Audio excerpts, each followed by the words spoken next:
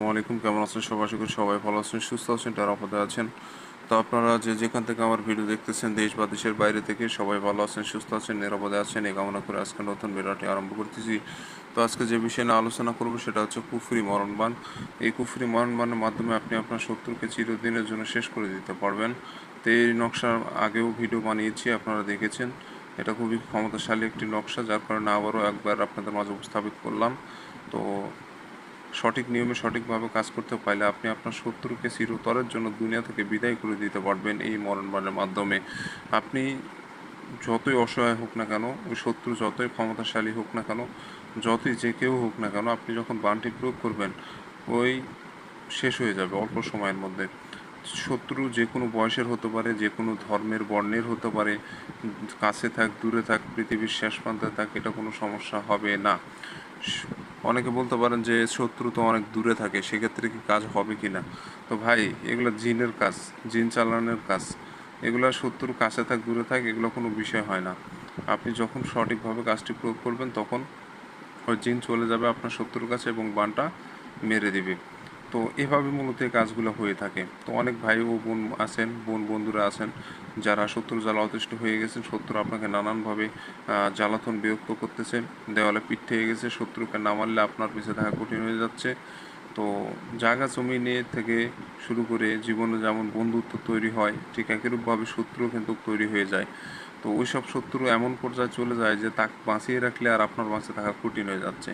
মানে এক কথায় বাংলা ভাষায় যেটা বলা হয়, দেওয়ালে আমার পিঠ ঠেকে গেছে, আর করার কিচ্ছু নাই, তাকে না মারলে আমার বেঁচে থাকা কঠিন হয়ে যাচ্ছে। ঠিক এমন পর্যায়ে যেসব ভাই ও বন্ধুরা সমস্যায় পড়েছেন, তাদের জন্য এই নকশাটা। এই নকশার মাধ্যমে আপনি শেষ করে দিতে পারবেন। এবং বন্ধুরা, একটা জিনিস মনে রাখবেন, সেটা হচ্ছে কি, যে ভালো মানুষের উপর যখন নকশাটা দিয়ে প্রয়োগ করবেন কাজটি, তখন কিন্তু কাজ হবে না। যে যে ব্যক্তি খারাপ, আপনার ক্ষতি করতেছে, 10টা মানুষের ক্ষতি করে, এমন ব্যক্তির উপরে এই নকশা প্রয়োগ হবে। অতএব যারা ভালো ব্যক্তি, যারা কারোর সাথে গণ্ডগোল ফ্যাসাদ করে না, আপনি নিজে শত্রুতা করে তাকে শেষ করতে চাচ্ছেন, তো এমন অবস্থায় হলে কিন্তু নকশা কাজ করবে না। ওই ব্যক্তির দোষ থাকতে হবে, তাহলে সে মরবে। দোষ না থাকলে কিন্তু মারা যাবে না। আশা করি বুঝাতে পেরেছি আমি, কারণ এত সুন্দর করে বোঝানোর পর যদি না বুঝতে পারেন, করার কিছু নাই।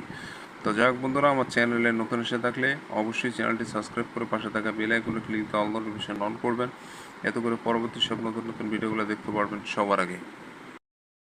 প্রত্যেক দিন একটা করে বান বশীকরণ থেকে শুরু করে জিন পরিসাধনা, বিভিন্ন ধরনের টোটকা ও তদবির আপনাদের মাঝে উপস্থাপিত করে থাকি।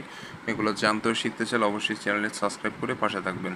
তো বন্ধুরা, যেটা বলতেছিলাম, যে এই মরণবাণটি প্রয়োগের ক্ষেত্রে আপনাকে যেটা করতে হবে, লাল কলমের কালি সংগ্রহ করতে হবে, সাদা একটা কাগজ সংগ্রহ করতে হবে, আর একটা স্কেল সংগ্রহ করতে হবে। তো এগুলোর মাধ্যমেই আপনি সম্পূর্ণ নকশাটা কমপ্লিট করতে হবে আপনাকে। তো তেড়া বেহা করা যাবে না, যেভাবে আছে ওইভাবে আপনাকে নকশাটা হুবহু অঙ্কন করতে হবে।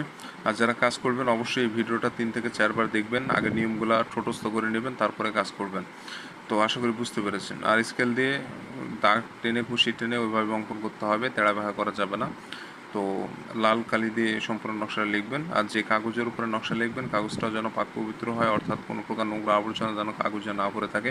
চকচক ফ্রেশ সাদা কাগজের উপরে নকশাটা লিখবেন।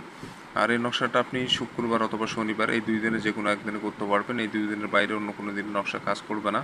এই 2 দিনে যে কোনো একদিন ধার্য করে আপনি নকশাটা লিখতে বসবেন। তো যখন নকশা লিখবেন, আশেপাশে কেউ যেন না থাকে, রাতে অঙ্কন করবেন। নিরিবিলি জায়গা বসে, কোলাহলমুক্ত জায়গা বসে সম্পূর্ণ নকশাটি একদিনে কমপ্লিট করবেন। নিজেও পাক পবিত্র থাকবেন, যে জায়গায় বসে নকশাটা লিখতেছেন ওই জায়গাটাও যেন পাক পবিত্র থাকে, এগুলো লক্ষ্য রাখবেন। তো এই সব কিছু লক্ষ্য রেখে আপনাকে নকশাটা কমপ্লিট করতে হবে। আর যখন নকশা অঙ্কন করতেছেন, অবশ্যই কারোর সাথে কথা বলবেন না, নিরিবিলি জায়গায় বসে একাকী বসে নকশা অঙ্কন করবেন। আর নকশা লেখার সময় অন্য কোনো বিষয়ে ভাববেন না, সম্পূর্ণ মনস্থির নকশার মধ্যে মনোনিবেশ করতে হবে। তো এইভাবে কমপ্লিট করে আপনাকে নকশাটা তৈরি করতে হবে। আর ছোটোখাটো নিয়ম যেগুলো বলে দিচ্ছি, তো এগুলো ছোটোখাটো নিয়ম যদি অবহেলিত করে যদি না পালন করেন, সেক্ষেত্রে কিন্তু নকশা কাজ করবে না, উল্টা আপনার ওপর সমস্যা হতে পারে। অতএব নিয়মটা জেনে বুঝে তারপরে কাজ করবেন, আশা করি ব্যর্থ হবেন না। তো সব কিছু নিয়ম কারণ মেনে যখন কমপ্লিট হয়ে যাবে, নকশার নিচে আপনাকে প্রথমে দিবেন শত্রুর নাম, তার নিচে তার পিতার নাম, তার নিচে তার ঠিকানা। শত্রুর নাম, পিতার নাম, ঠিকানা। তো এখানে নিচে বাংলাতে লিখে দিবেন, সমস্যা নেই। আরবি পারলে আরবিতে লিখবেন, এটা আপনার ইচ্ছা। তো সম্পূর্ণ নকশাটা কমপ্লিট হয়ে যাবে। তো হয়ে যাওয়ার পরে নকশাটা আপনাকে সূরা নাস একবার পড়ে নকশার উপর ফু দিতে হবে। সূরা নাস একবার পড়ে নকশার উপর ফু দিয়ে নকশা জাগ্রত হয়ে গেলে নকশাটা আপনাকে আগুনে পোড়াই ফেলতে হবে, আপনাকে আর কিছু করা লাগবে না।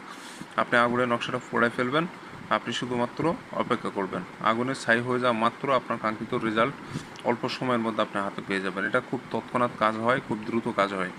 তো যারা অনুমতি নেবেন এই কাজের জন্য অবশ্যই চ্যানেলটি সাবস্ক্রাইব করতে হবে প্রথম শর্ত। দ্বিতীয় শর্ত, কমেন্টে আপনার নামটা লিখে দিয়ে যেতে হবে, তাহলে অনুমতি পেয়ে যাবেন। কারণ আপনার নাম না জানলে অনুমতি কীভাবে দেব? অবশ্যই নাম প্রয়োজন অনুমতির ক্ষেত্রে।